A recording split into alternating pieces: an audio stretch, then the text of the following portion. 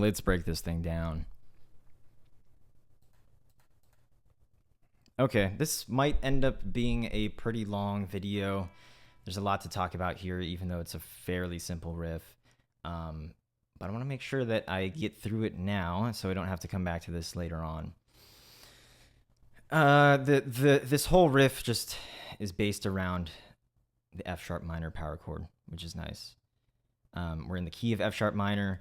Our 1 is F sharp minor, an F sharp minor triad or 7th chord, and the whole thing, save for like the end of every 4 measures where we have some actual harmony happening, is just based around the notes of this chord, which this is root, 5th, and then our root again, or octave up there. You can see in this first measure, we actually don't start on 1, which is interesting. We have a pickup or anacrusis, and a majority of the notes that we have in this measure are all these power chord notes. The other 2 notes that we use are E's, our flat 7s in the key of F sharp minor. And I like this because in F sharp minor or A major, you have access to a note or 2, actually, if you include the first fret, which is not diatonic, to natural minor. But we have a note that we can use that's lower than our lowest root note. In the keys of E minor or D minor and their respective majors, I guess, you can't go any lower. And a lot of rock and metal use those 2 keys. So, okay, yeah, this is a neighboring tone. We're dipping down 1 step in the scale and then coming back up to our note that is harmonic to this exact measure, just based on F sharp minor. The next measure, very, very similar. Okay, we do start on 1 here. This is all like the same from before, right? And then we, instead of going to E again here, we go to an open D. And that is coincidentally a minor second interval away from C sharp, which is the 5th of F sharp minor. And you might know that in every key, or every like major based mode, we have 2 minor second intervals that happen, or 2 half steps that happen. In F sharp minor, we have C in open D, or that interval exists between our 5th and our flat 6th, and we also have one between G sharp and A, or our 2 and our flat 3. And that goes for any key. We have a minor second between our 2 and our flat 3, and then between our 5 and our flat 6. If you're in like harmonic minor, you might have an extra one between your 7 and your 1, but we're just in natural minor here. All reliable. Okay. The measure after this is the same as the first measure.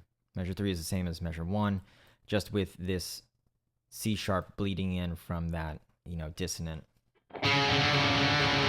thing happening there. Measure 4, we hit some actual harmony. We have our minor 1, our major 3, and our major 7. What's nice is that, they're power chords, so we can't actually derive like a semblance of actual major or minor from them individually, but as we chain them together and we play notes of the scale, just based off the root note that we're using here, for each chord, we hear, fully F sharp minor. But again, because we had that flat 7 from before, we had our flat 6, like it's really already, we're in that headspace. So yeah, in any minor key, your 1 chord is minor, your 3 chord is major, and your 7 chord is also major. And I guess for F sharp minor, it's F sharp minor, A major, and E major. Aaron Marshall has also talked about this. For this riff specifically, he does this, and he does this a lot of times too. He has this, he has a very specific way that he strums these chords so that we hit a down pick, or like a gravity reinforced down pick, heavy down pick whenever we change chords. And it's very noticeable. I'll play it normally versus that. It's a very, subtle and nuanced thing, but it helps put some more power into that chord change so you can really hear that we're changing, harmonically there. Okay, measure 5 is the exact same as measure 1, just we have this power chord bleeding in from our previous measure. Again, we started on a pickup, and it's been straight eighth notes until this point. So this little, on beat 1 hang that we have here for this power chord is a nice, little breath that we get in a sea of eighth notes, just constant, eighth notes.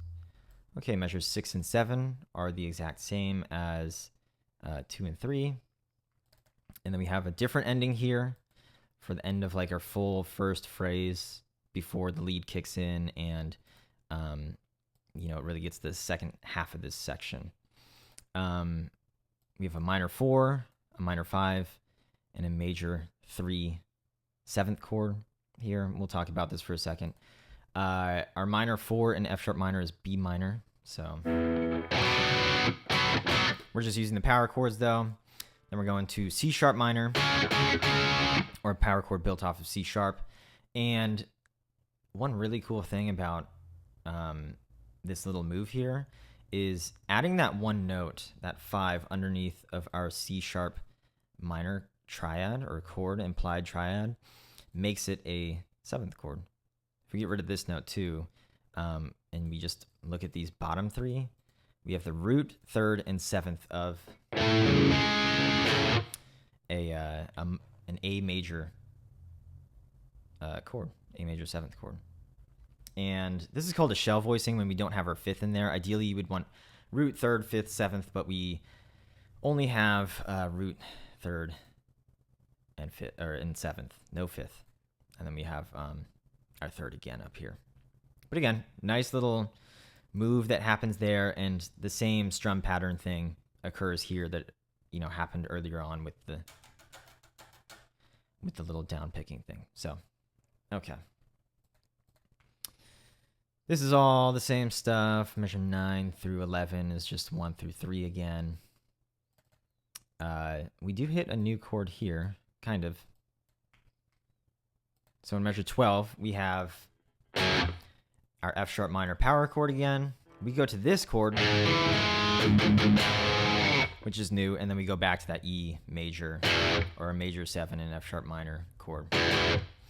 So this second chord here of this measure is really just, it's also E major.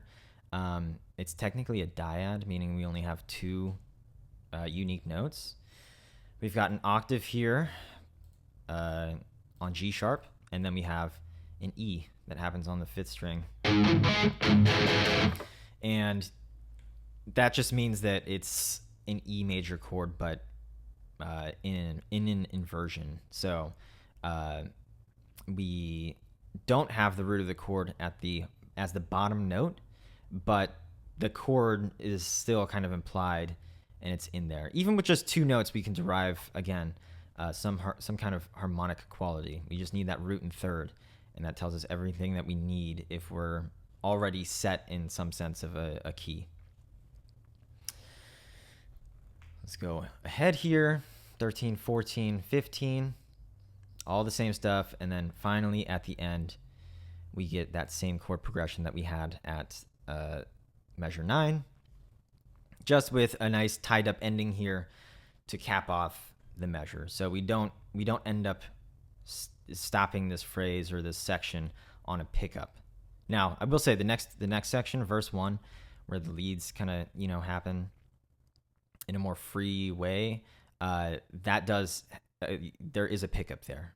But here again, it's just, we go up a string and we play our minor 4, our minor 5, and then again, that 3 major 7 chord, which is an A major 7.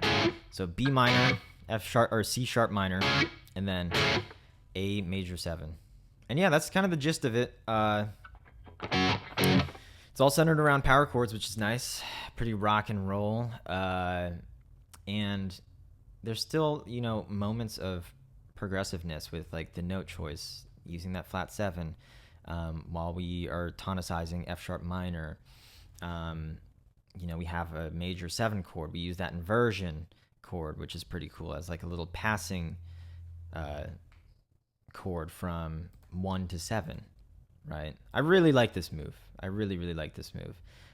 This feels like a completely different chord, even though it's just leading there. And really, for any chord progression, if you're stuck just doing the same old thing, you can use an inversion of the chord that you're going to kind of extend that harmonic movement out a little bit. But man, there's so much to talk about. I mean, there's a lot more here, even though it's fairly basic. And I don't know. I'm looking forward to doing more of these.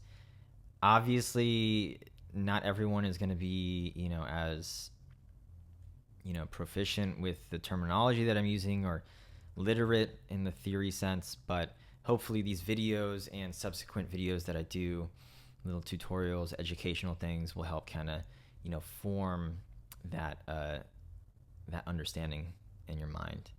And yeah, if you guys have any questions, comments, suggestions too, it'd be cool to get some suggestions for riffs to analyze in the future.